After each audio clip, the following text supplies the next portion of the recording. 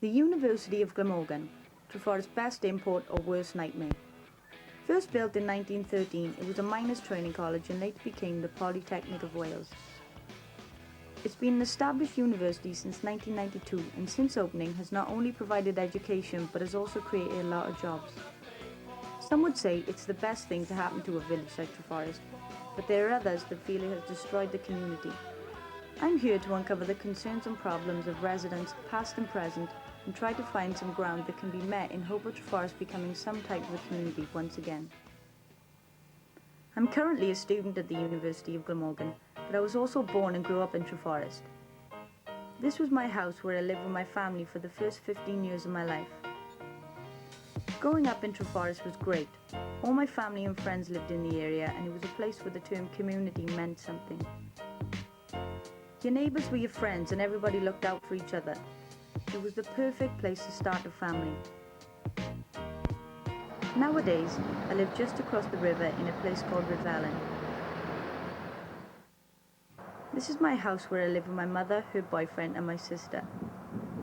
We've lived here for nearly 7 years now, but Treforest is still the place that I refer to as home. I spoke to my mother about her memories of Treforest. Right, when I first moved there, it was lovely because there was loads of pubs and everybody knew each other, and there wasn't so many students there when we moved there. We used to have parties in the street, and it was just really, everybody knew each other and everybody was fun. It was great, plenty to do. My grandparents were the first of our family to move from Treforest. They lived here, the next street down from my street. They now live in the flats at the bottom of my street in Redvallen. I spoke to my nan about her memories of Treforest. I moved to Treforest about 1976. I lived there for about nearly 30 years. When I moved there, it was beautiful. The nicest place you could wish to live, Treforest was.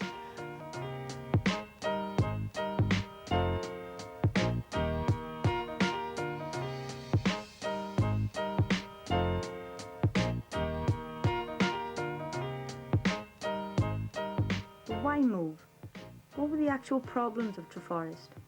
The only reason I moved from there was because there was so much noise, dirty houses, the fronts were dirty, the bins were left out for weeks, dirty things, food, gone waste all around the pavements, everything. Bins were left out for days and days, black bags instead of bins. A lot of fighting with the local boys, and then there's like they're kicking bins over, they're ruining your cars. You're trying to go to sleep because you've got to get up in the morning, and we used to have a park opposite us. You'd be in the park all hours of the night, and then you'd have the neighbours next door, because I had students next door to me. There'd be music all the time. You'd have to go, mind you, they did turn it down when you tell them, but there's things like that, and just making a mess everywhere, rubbish, just things like that. Was it really the right time to move? Yeah, definitely, because now people are having problems trying to sell their houses. My sister-in-law is trying to sell hers, and she just can't sell it now, and she's desperate to get out. And they used to live it up there, I used to live it up there, but she just can't sell her house now, so she's stuck. So I'm lucky I moved when I did. Growing up, I always thought that Redvallen wouldn't be a nice place to live. It had quite a reputation. But now people from Treforest are desperate to make the move over here. I spoke to my nan and mother about the comparisons of the Treforest of now to the Redvallen of now. It's lovely around by here. I mean, people didn't like Redvallen, but Redvallen is better than Treforest now. If you put your camera around you and have a look how clean it is.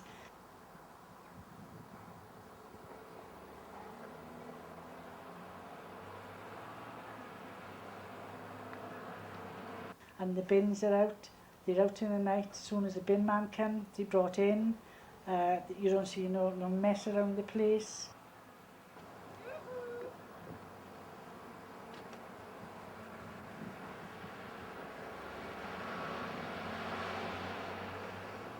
We live by a main road and a side trip where people pass up and down. We hear them passing, but they don't stay and make a noise. They just pass, go on up the street. It's lovely. Nice and quiet, and there's a lot of older people in the street. There's a lot of youngsters now moving over from Treforest to this street because it's quite central. Because if you want to, you can go to Treforest, you can walk back and forth.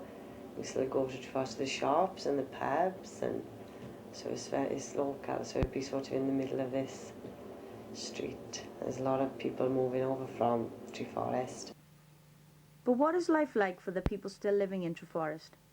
I spoke to my mother's best friend who lives here. It's mostly when they're passing, you know, in the night late. That's the only thing. If you've got to get up for work in the morning and they are screaming outside your window, kicking your wheelie bins over. But not all, just I have had that. It is a bit annoying then. My father still lives in Treforest. He actually grew up here in the same house as I did. His parents lived in the house and sold it to him when he married my mother. He now lives in this street in Treforest. I talked to him about the issues of parking. You know, there's problems with the students with parking. You know, you just walk around here, there's parked cars all around everywhere. You know, if they were sort of charged for a permit, per house or per car, I'm sure because some of these students, there's 3 or 4 living and there's 3 or 4 cars outside in the street. And you can't park 3 or 4 cars outside one house. So it's bound to be a problem. But what do the younger generation think of Treforest's current state? I spoke to my friend Lisa, who used to live here.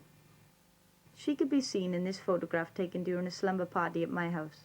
I spoke to her about the state of student